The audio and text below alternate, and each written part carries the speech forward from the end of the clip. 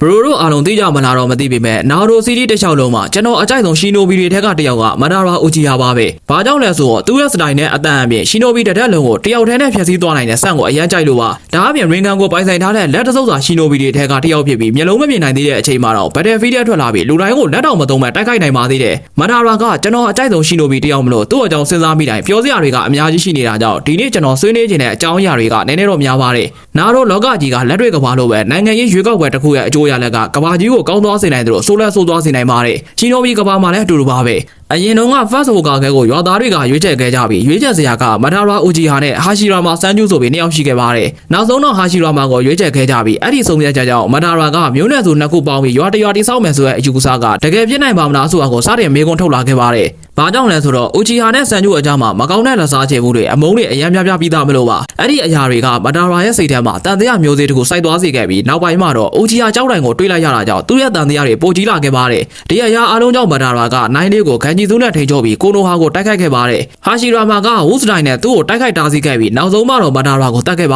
တယ်။ဒါပေမဲ့အီဇာနာဂီကြောင့်မဒါရာကအသက်ပြန်ရှင်လာပြီးတောင်တန်းတွေဘက်ကိုထွက်ပြေးသွားခဲ့ပါတယ်။အဲ့ဒီမှာနှစ်ပေါင်းများစွာစောင့်နေခဲ့ပြီးသူ့ရဲ့ Infinity Tsukuyomi ရဲ့အိမ်မက်ကို Obito စီကိုလက်ဆင့်ကမ်းပေးခဲ့ပါတယ်။တကယ်တော့နာရိုဇလန်တစ်ခုလုံးကဒီနေရာကစားတာပါ။ဒါဆိုမေကွန်းကမဒါရာဟိုကာကဲဖြစ်ခဲ့ရင်ဘာတွေဖြစ်လာမလဲဆိုတာပါပဲ။ဟာရှီရာမာနဲ့မဒါရာတို့ကြားကအရာတွေပြောင်းလဲသွားမလား။မဒါရာနဲ့ရွာသားကဆက်ဆံရေးကရောပိုကောင်းလာမလား Infinity Tsukuyomi ကိုသူဆက်လုပ်အောင်မလားမလုပ်တော့ဘူးဆိုရင်ရောဘာဖြစ်လာမှာလဲဒီအကြောင်းတွေကိုဒီနေ့ကျွန်တော်တို့အတူတူလေ့လာကြအောင်ဆန်ဂိုကုဂျီတိုင်းဆိုတာကရှီနိုဘီကဘာကြီးတစ်ခုလုံးစစ်ပွဲတွေဖြစ်နေတဲ့ကာလတစ်ခုပါနောက်လာမဲ့ Great Shinobi ဝါးတွေနဲ့စင်မင်မဲ့ကွာခြားချက်တစ်ခုရှိပါတယ်ဒီခေတ်မှာတော့မဟာမင်းအဖွဲ့ဆိုတာမရှိသေးပါဘူးဒီခေတ်ကအမုန်းတရားတပ်ဖြတ်မှုတွေပြည့်နေတဲ့ခေတ်ဖြစ်ပြီးလက်စားချေမှုကနေလက်စားချေမှုကိုဆက်ပြီးဆက်နေပြီးအစိုးမရှိတဲ့သွေးဆောက်ဝိုင်းတစ်ခုလိုပါပဲအဲ့ဒီအချိန်မှာအိုဂျီယာကလန်နဲ့ဆန်ဂျူကလန်ကြားကသွေးအမုန်းတရားကဘယ်ကလန်တွေတဲ့မဆိုပိုပြင်းတတ်ပါတယ်တကယ်တော့အစစ်ပွဲကာလကိုစတင်စေခဲ့တာကအိုဂျီယာကလန်ပါပဲဒါပေမဲ့သူတို့ကိုယ်တိုင်တော့ဘာကြောင့်စစ်တိုက်နေကြတယ်ဆိုတာကိုမမှတ်မိတော့ပါဘူးလက်စားချေခြင်းတို့စစ်တိုက်တယ်ပြန်လက်စားချေခြင်းတို့ထပ်စစ်တိုက်တယ်ဆိုပြီးအဲ့ဒီလိုနဲ့ပဲစစ်ပွဲတွေဆက်ဖြစ်နေခဲ့တာပါအိုဂျီယာနဲ့ဆန်ဂျူကလန်နှစ်ခုလုံးကအိုဆူဇူကီကလန်ကနေခွဲထွက်လာတာဖြစ်ပြီးသူတို့က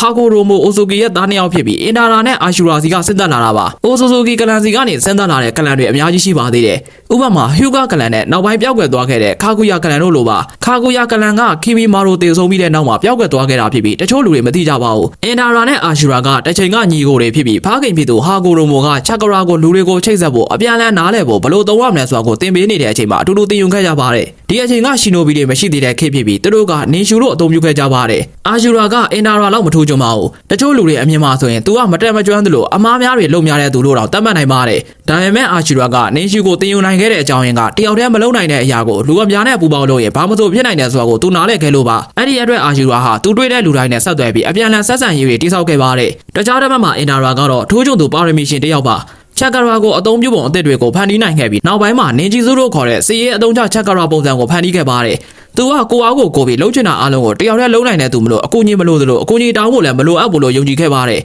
ဒီအကြောင်းကြောင့်သူ့ရဲ့မာန်မာနာနဲ့ကိုကိုယုံကြည်လွန်ကဲမှုတွေကဖားခင်ဟာကိုရိုမိုရဲ့မျှော်လင့်ချက်ကိုမပြည့်မီစေခဲ့ပါဘူးနောက်ဆုံးမှာဟာကိုရိုမိုကအင်တာရာကိုမရွေးပဲအာရှူရာကိုစေရောစစ်ဘက်အဖြစ်ရွေးချယ်ခဲ့ပါတယ်ဒီဆုံးဖြတ်ချက်ကအင်တာရာရဲ့စိတ်ထဲမှာအမုန်းတရားကိုဖန်တီးခဲ့ပြီးသူကနေရှူကိုဖျက်ဆီးပစ်မယ်လို့ဆုံးဖြတ်ခဲ့ပါတယ်အင်တာရာကသူ့ကိုယ်တိုင်ကလန်တစ်ခုဖန်တီးခဲ့ပြီးအဲ့ဒီကလန်ကတော့အိုချီယာကလန်ပါပဲအာရှူရာရဲ့ကလန်ကနောက်ပိုင်းမှာဆန်ဂျူကလန်လို့အမည်ပြောင်းခဲ့ပြီးအင်တာရာရဲ့အမုန်းတရားကမျိုးဆက်အလိုက်ဆက်လက်လွှမ်းမိုးပြီးနောက်ဆုံးမှာထန်ဆိုင်တွေအထိဆက်လက်ဖြစ်ပေါ်လာခဲ့ပါတယ်ထန်ဆိုင်ဆိုတာကိုရှင်းပြရရင်တော့ပြန်လည်မွေးဖွားခြင်းဖြစ်ပြီးသူတို့နှစ်ယောက်နာရိုနဲ့ဆာစကဲတို့အဖြစ်ပြန်လည်မွေးဖွားလာကြတာပါဒါကြောင့်ပဲအိုဂျီယာနဲ့ဆန်ဂျူကလန်နှစ်ခုလုံးဟာနီဂျီဇူကိုအသုံးပြုပြီးကဘာတဝမ်းစစ်ပွဲတွေမှာအပြင်းထန်ဆုံးတိုက်ပွဲတွေကိုဖြစ်လာစေခဲ့ကြပါတယ်ကဘာတဝမ်းစစ်ပွဲတွေဖြစ်ပွားနေတဲ့အချိန်မှာနောက်ဆုံးတော့ဟာရှီရာမာဆန်ဂျူနဲ့မာဒါရာအိုဂျီယာမွေးဖွားလာကြပါတယ်သူတို့နှစ်ယောက်ကစစ်ပွဲဆိုတာဘာလဲဘုံဒီမှုဆိုတာဘာလဲဆိုတာမသိသေးတဲ့အပြစ်မဲ့ကလေးအရွယ်မှာတယောက်နဲ့တယောက်ဆုံတွေ့ခဲ့ကြပါတယ်သူတို့အတူတူကစားကြသလိုစစ်ပွဲကြောင့်လူတွေတင်ဆုံးနေရတာကိုဝမ်းနည်းကြပြီးမိသားစုဝင်တွေဆုံးရှုံးရတာကြောင့်နာကျင်ခဲ့ကြပါတယ်သူတို့နှစ်ယောက်မှာအလွန်ရိုးရှင်းပြီးတန့်စင်တဲ့အိမ်မက်တစ်ခုရှိခဲ့ပြီးစစ်ပွဲမရှိတဲ့ကဘာတစ်ခုကလေးတွေကိုစစ်သားအဖြစ်အတင်းမခေါ်ယူတဲ့ကဘာတစ်ခုအမုန်းတရားတွေကြောင့်မျိုးဆက်တွေမပြောက်ကွယ်တော့ပဲကဘာတစ်ခုကိုဖန်တီးကျင်ခဲ့ကြပါတယ်ဒါပေမဲ့ဒီတငယ်ချင်းဖြစ်တည်မှုကကြာရှည်မခံခဲ့ပါဘူးတနေ့မှာဟာရှီရာမာနဲ့မာဒါရာနှစ်ယောက်တော့သူတို့ကရန်သူတွေဖြစ်နေကြပြီဆိုတာကိုသိလိုက်ကြတဲ့အချိန်မှာပါ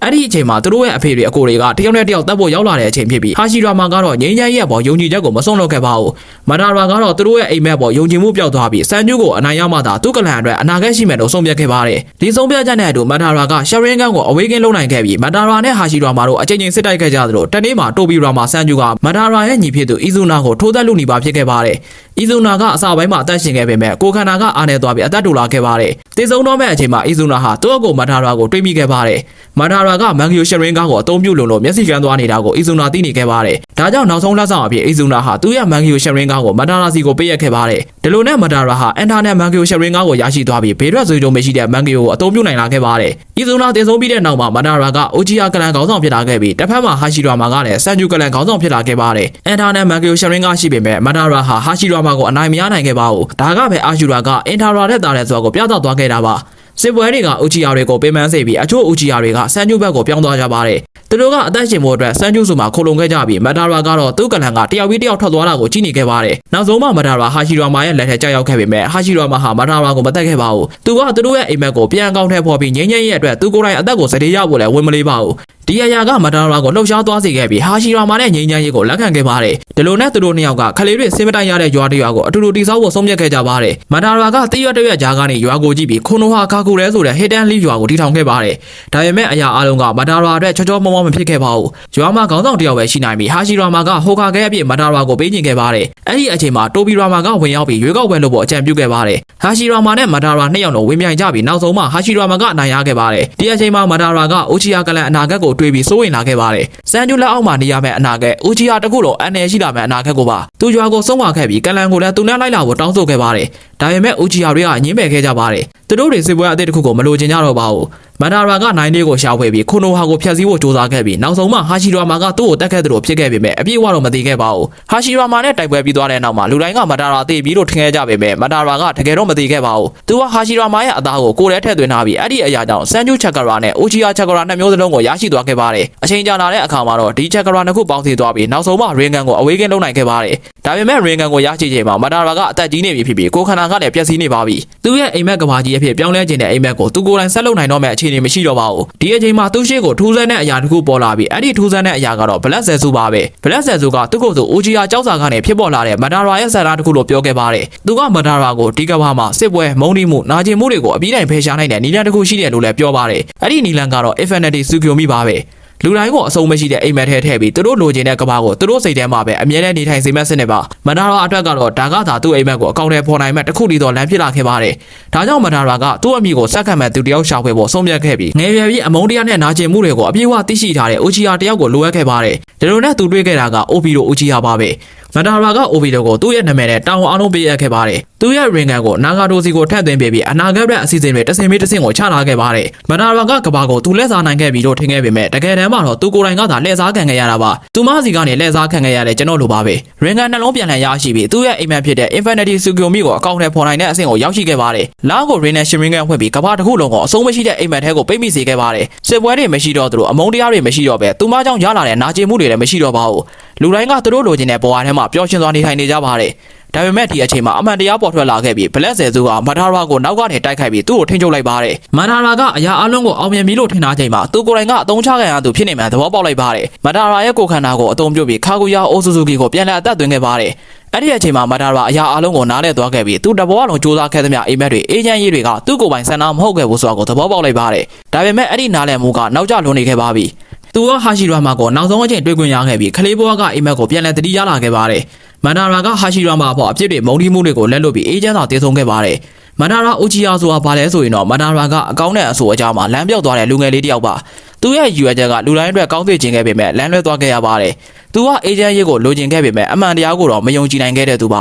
ါမထာရာဟိုကာခဲပြစ်သွားရင်ဘာဖြစ်မလဲဆိုတာကိုသိရဖို့အဲ့ဒီအချိန်တုန်းကအခြေအနေတွေကိုကြည့်ရပါမယ်ပထမဆုံးအချက်အနေနဲ့ကတော့တိုဘီရာမာကိုမေးလို့မရပါဘူးတိုဘီရာမာကအေးဆက်ဆက်နိုင်တဲ့သူဖြစ်ပြီးသူ့အကိုဟာရှီရာမာလို့နူးညံ့တတ်တဲ့သူမဟုတ်ပါဘူးတကယ်တမ်းပြောရချင်းဆိုတိုဘီရာမာကဟာရှီရာမာထက်ပိုကောင်းတဲ့ဟိုကာခဲလို့တော့ပြောနိုင်ပါတယ်ဒါပေမဲ့သူ့ရဲ့လူတွေအပေါ်မယုံကြည်မှုနဲ့အထူးသဖြင့်အိုဂျီယာကိုအမြဲစောင့်ကြည့်နေတဲ့သဘောတရားကြောင့်ရွာထဲမှာမကျေနပ်မှုတွေဖြစ်ပေါ်စေခဲ့ပါတယ်ဒါကအိုဂျီယာတွေကိုရွာပြင်ထုတ်ခံရသလိုခံစားစေခဲ့ရတဲ့အကြောင်းရင်းတွေထဲကတစ်ခုပါဒါကြောင့်တိုဘီရာမာကခိုနိုဟာရွာရဲ့ပြည့်ပြည့်စုံတဲ့ခေါင်းဆောင်တစ်ယောက်တော့မဟုတ်ခဲ့ပါဘူးဒီအချိန်မှာတိုဘီရာမာကမထာရာဟိုကာခဲဖြစ်လာတာကိုလုံးဝထောက်ခံမှာမဟုတ်ပဲမထာရာကတောင်းဆိုလာရင်တော့စဉ်းစားကောင်းစဉ်းစားပေးနိုင်ပါတယ်ဒါပေမဲ့မထာရာကလည်းတိုဘီရာမာကိုဘယ်တော့မှတောင်းဆိုမှာမဟုတ်ပါဘူးအထူးသဖြင့်သူ့ညီအီဇူနာကိုတတ်ခဲ့တဲ့သူမို့ပါမထာရာဟိုကာခဲဖြစ်လာပြီးတဲ့နောက်မှာကြောက်တုံးရွာရဲ့မှုနဲ့အုံနိုကီကိုတိုက်ခိုက်ပြီးသူ့လက်အောက်မှာနေစေသလိုသူဖန်တီးထားတဲ့ငြိမ်းချမ်းရေးကိုဖျက်ဆီးခံရမှာကိုမလိုလားပါဘူးဒါပေမဲ့ဒီလိုရက်ကရှီနိုဘီလောကအတွက်စိုးရိမ်စရာတစ်ခုဖြစ်သွားပြီးတခြားရွာတွေကလည်းအင်အားကသာအာဏာဖြစ်ကြောင်းပိုသိလာကြရပါတယ်မ မဒါရာကြောက်တုံးရွာကိုအင်အားနဲ့ဖိနှိပ်ထားတာကြောင့်တခြားရွာတွေကလည်းအင်အားတိုးဖို့ကြိုးစားလာကြပြီးဒါကမဒါရာမလိုချင်တဲ့အပြည့်မသက်နိုင်တဲ့စစ်ပွဲကိုဖြစ်ပေါ်လာစေပါတယ်မဒါရာဘာလို့ရမလဲဆိုတာကိုစဉ်းစားနေရပြီးဟာရှိရာမာက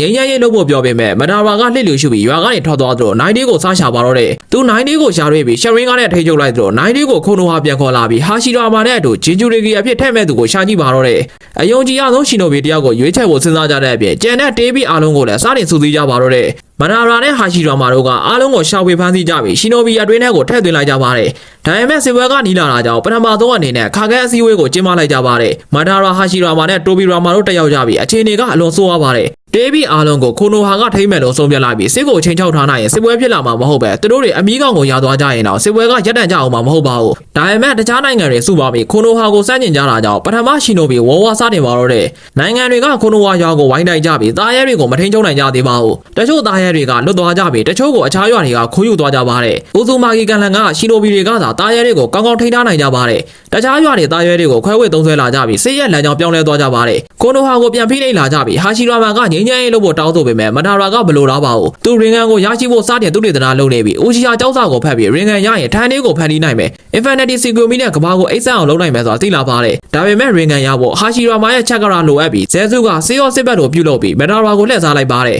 ။မဒါရာဟာရှိရာမာကိုသူ့အစီအစဉ်ပြောပြလိုက်ချိန်မှာဟာရှိရာမာအစားကဘလို့လားပဲမဲ့နောက်ဆုံးတော့ချက်ကရာပေးလိုက်ပါတယ်။ချက်ကရာကိုဓာတ်ရိုက်ပေါင်းလိုက်တာကြောင့်ရင်ကန်ချက်ချင်းပွင့်လာပြီးရင်ကန်ပွင့်လိုက်ပြီးတဲ့နောက်မှာမဒါရာကထေးပြီးတွေကိုပြန်လည်ထိန်းချုပ်ဖို့စတင်มาတော့တဲ့နောက်ဆုံးမှ Infinity Sigumi လို့ပြီးကဘာကိုအိမ်မက်ထဲမှာထိန်းချုပ်ဖို့ကြိုးစားလိုက်ပါတယ်။အဲအချိန်ဟာရှိရာမာစန်ဂျူရှိကိုအဖိုးကြီးဟာကိုရိုမိုကတတိလာပေးပါတယ်။မဒါရာကိုတတိထားဖို့နဲ့တခုခုဖြစ်တားဆီးနိုင်ဖို့ဟာကိုရိုမိုကသူ့ရဲ့ချက်ကရာတွေကိုပေးလိုက်ပါတယ်။ Infinity Sigumi လုံးနေချိန်ဇဲဇူကမဒါရာကိုထိန်းချုပ်ပြီးခါကူယာကိုဖန်တီးလိုက်ပါတယ်။ခါကူယာပေါ်ထွက်လာတာကိုသိလိုက်ရတဲ့ဟာရှိရာမာကသူ့ရဲ့စစ်ဘက်ချက်ကရာနဲ့စေမုတ်ကိုအသုံးပြုကခါကူယာကိုရင်ဆိုင်ပါတယ်။တိုဘီရာမာကလည်းဟာရှိရာမာကိုကူညီပေးတာကြောင့်နောက်ဆုံးမှခါကူယာကိုစီးလုံးနိုင်လိုက်ပါတယ်။နောက်ဆုံးမှမဒါရာကိုကဲတင်ပြီး Infinity Sigumi ကိုဖျက်လိုက်သလိုမဒါရာအသေးဆုံးသွားချိန်မှာဟာရှိရာမာကသူ့ကိုအမတ်တရအနေနဲ့ဟိုကာကဲတောင်ပေါ်မှာမျက်နှာထွေးလို့ပေးခဲ့ပါတယ်။မဒါရာကိုရွာအတွက်အဆုံးထိတိုက်ခိုက်ပေးခဲ့တဲ့ရှင်နိုဘီအနေနဲ့မှတ်တမ်းတင်ထားပေးခဲ့ပါတယ်။ဟာရှိရာမာတို့ရဲ့ထိန်းချုပ်မှုအောက်မှာအာကာဇူကီအဖွဲ့မရှိတော့သလိုနာဂါတို့လည်းရင်ကန်မရှိတော့ပါဘူး။အိုဘီတို့ကတော့မဒါရာစီကအကံမခံလိုက်ရတာကြောင့်တည်သွားရပြီးရင်ကတော့အသက်ဆက်ရှင်သွားသလိုမီနာတို့နာမီကာဇဲကလည်းဖိုးဟိုကာကဲဖြစ်လာပြီးသူဇနီးခိုရှိနာအူဇူမာကီနဲ့တို့နောက်တို့ကိုမွေးခဲ့ကြပါတယ်။ဒါကြောင့်မဒါရာသာဟိုကာကဲဖြစ်ခဲ့ရင်နောက်တို့ကြီးပြင်းလာတဲ့ပုံစံကပြောင်းလဲသွားပြီးအကုန်လုံးလည်းပျော်ရွှင်နေကြရမှာပါ